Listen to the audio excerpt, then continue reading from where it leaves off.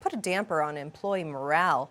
One former HTC employee posted a tweet with advice to his former colleagues, saying, "To all my friends still at HTC, just quit. Leave now. It's tough to do, but you'll be so much happier, I swear."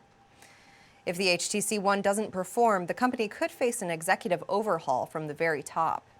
CEO and co-founder Peter Chow bet his career on the handset, promising to step down if it's not a retail success. 2012 was a difficult year for many in the tech industry, but few companies saw a year as bad as Advanced Micro Devices. According to a new report by IC Insights, both Qualcomm and Samsung overtook AMD in sales, suggesting the processor industry as a whole is changing. A fall in demand for desktop computers and a continued growth in smartphones and tablets are to blame for the sharp decline in sales. AMD's total figures saw a decline of 21%, corresponding to record drops in PC sales, which also saw its steepest decline ever last quarter. Despite these losses, the processor market is growing. Both Qualcomm and Samsung are seeing a higher percentage of growth than AMD is seeing in losses. As a whole, the microprocessor market is projected to reach the $100 billion mark over the next 4 years. As for now, it looks like AMD's only option is to either go mobile or go home. The Google Plus website redesign that was unveiled at Google I/O has been extended to the Google Plus Android app and the Google Plus mobile app. The Pinterest-inspired design, where posts are seen as cards, is now a consistent design element in each of the versions. Google is said to have chosen the new style to make content easier to read, share, and plus one. Cover photos for Google Plus profile and brand pages have also been added to mobile. Google Plus for iOS already features the card design style, but has yet to receive the full design update. An update to the iOS app is likely going through Apple's lengthy approval process. While there's no formal word yet, Intel is hinting at some big changes in direction with the appointment of Mike Bell as the head of their new device unit. Bell, who's been co-leading Intel's mobile chip business, has experience building mobile devices from his days at Palm and Apple, and his new group will focus almost entirely on emerging technologies and ultra-mobile products. With Intel failing to make an impact against companies like Qualcomm, NVIDIA, and other ARM-based processors, it seems that this latest move is their way to try a crack into the new markets as they still develop. Intel has similarly captured markets in the past. For instance, they focus much of their efforts these days around Android, and they've been big backers of several mobile Linux projects as well. This new appointment will likely see the same kind of support for emerging technologies, such as wearable computers, with the inevitable launch of Apple's smartwatch and Google's Glass. Regardless, what's in store for the future with Mike Bell at the helm, you can expect Intel will likely be involved with whatever devices are just around the corner. Driverless cars will be much more affordable thanks to the work of 19-year-old Ionut Budistenu. The high school student received the Gordon E. Moore Award at the Intel International Science and Engineering Fair for his project, which could reduce the cost of self-driving vehicles by more than $70,000. Google spared no expense when designing its autopilot car, which has driven itself over 300 miles with no major accidents. The vehicle understands the world around it thanks to its sophisticated high-resolution 3D radar. The $75,000 part is the most expensive component in the vehicle. Badistenu's approach has the same results at a fraction of the cost. Using a low-resolution 3D radar combined with webcam imagery, artificial intelligence, and a suite of data crunching computers that cost a total of $4,000, he was able to replace the functionality of the pricey 3D radar.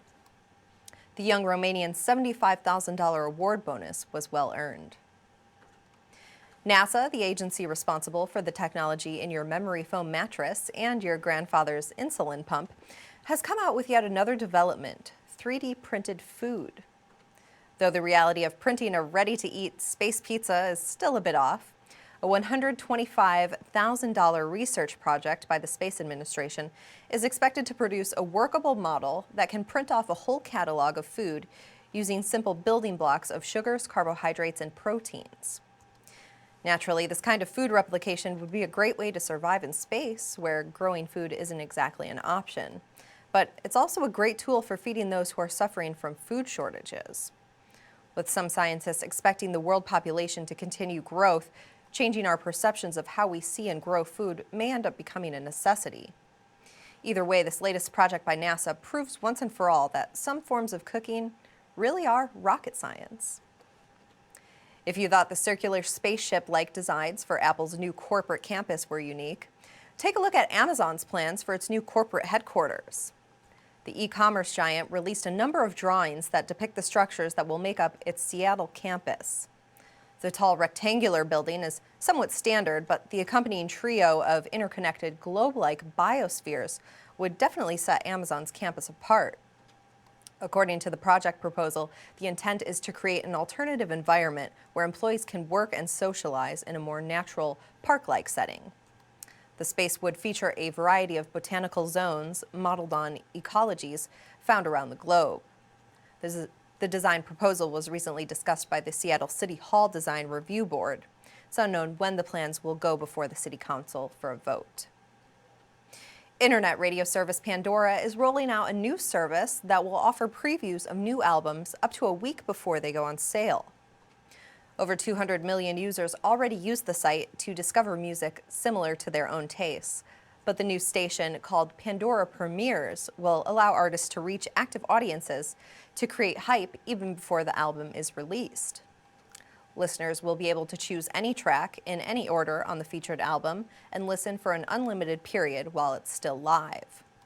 The rollout, sponsored by T-Mobile, is being pitched as the first of its kind, and considering the size of Pandora's user base, a targeted program of this kind has never been delivered on such a massive scale. Though there are concerns that the free availability of unreleased albums will lead to piracy, Pandora and their partners seem confident in Premieres, which is already available on both mobile and web platforms. TomTom is adding to the suite of cloud-based location services it provides to developers with a new Trafficland partnership. Trafficland's network of over 13,000 roadside webcams that span the U.S., Canada, and the U.K. will be incorporated in TomTom's location-based services.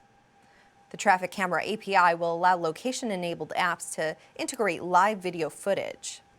The Dutch maker of vehicle navigation systems has made an effort to increase the number of third-party content layers for TomTom LBS.